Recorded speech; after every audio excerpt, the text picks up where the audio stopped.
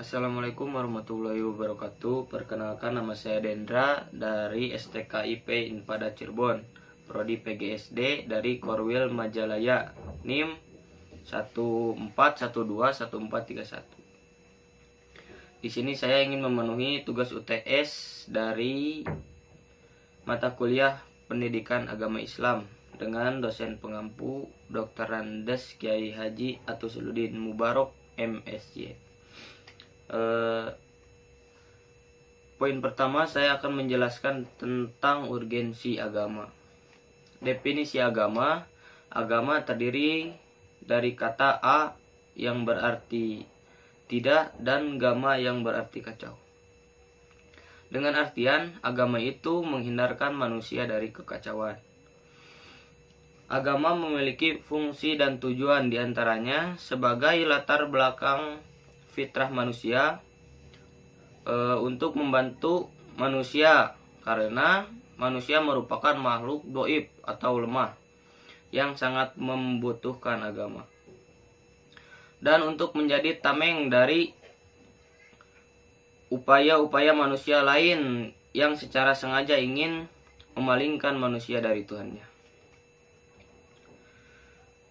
Di Indonesia terdapat 6 agama yang resmi diakui, yaitu agama Islam, Protestan, Katolik, Hindu, Buddha, dan Konghucu. Tetapi ada dalil yang menjelaskan bahwa sebaik-baiknya agama adalah agama Islam, seperti dalam surah Ali Imran ayat 19 yang berbunyi, A'udzu billahi minasyaitonir rajim. Bismillahirrahmanirrahim. Inna dina indallahil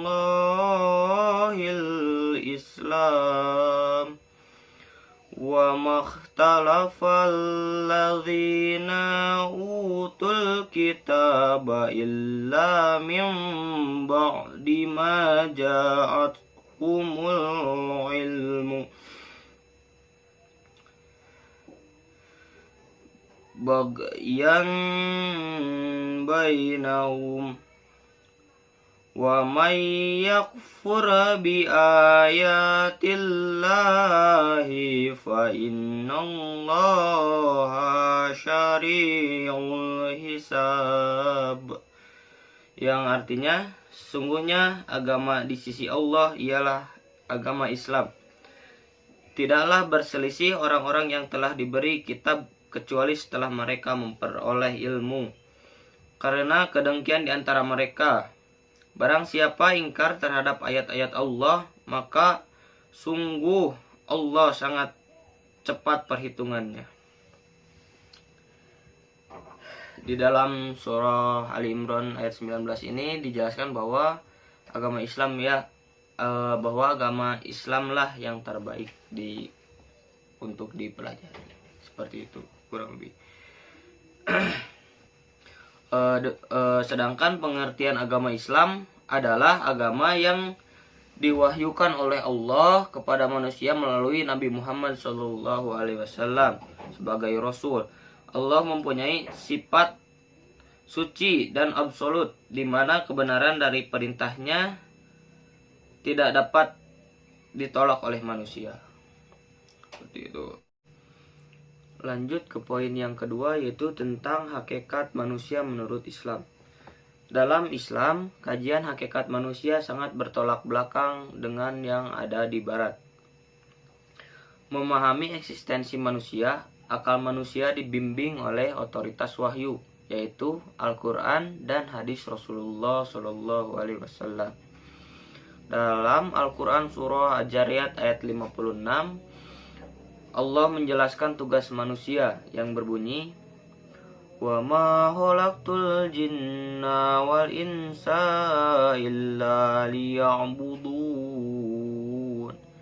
Yang artinya, dan aku tidak menciptakan jin dan manusia melainkan untuk mengabdi kepadaku.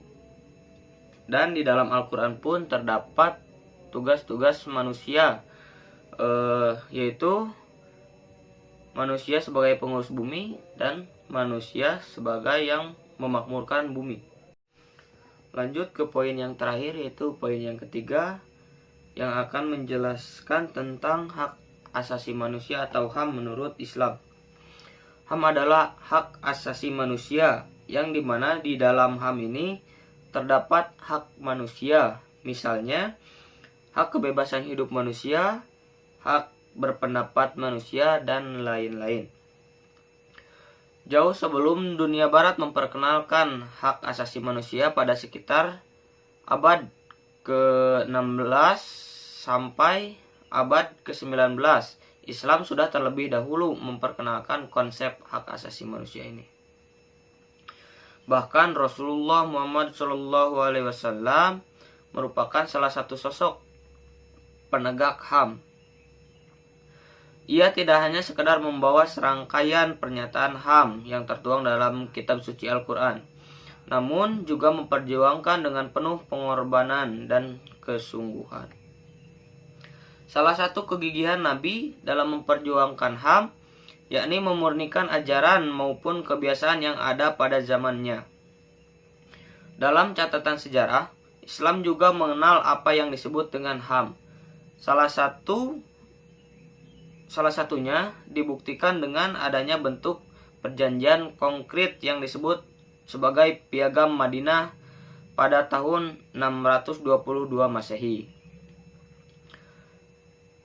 Bukti lainnya berupa pidato Muhammad bin Abdullah pada tahun 632 Masehi yang dikenal dengan sebutan Deklarasi Arafah.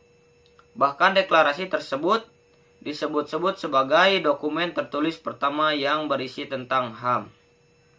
Di dalam Al-Quran terdapat dalil yang menjelaskan tentang keadilan, berbuat kebajikan, dan larangan untuk berbuat keji kepada orang lain.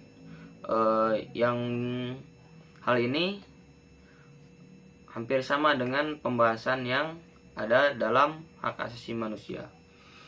Dalil ini terdapat pada Quran Surah An-Nahl ayat 90 yang berbunyi, Innallaha ya'muru bil adli wal ihsani wa ita'i dzil qurba wa yanha 'anil fahsya'i wal munkari wal baghi ya'idukum la'allakum tadhakkarun, yang artinya, sesungguhnya Allah menyuruh kamu berlaku adil dan berbuat kebajikan, memberi bantuan kepada kerabat, dan Dia melarang melakukan perbuatan keji, kemunkaran, dan permusuhan. Dia memberi pelajaran kepadamu agar kamu dapat mengambil pelajaran. Dari dalil ini dijelaskan bahwa kita sesama manusia harus saling berbuat kebajikan, memberi bantuan kepada kerabat, dan dilarang untuk berbuat kemunkaran, berbuat keji, ataupun permusuhan. Sekian dari saya, mohon maaf bila ada salah-salah kata. Billahi taufiq wal hidayah. Wassalamualaikum warahmatullahi wabarakatuh.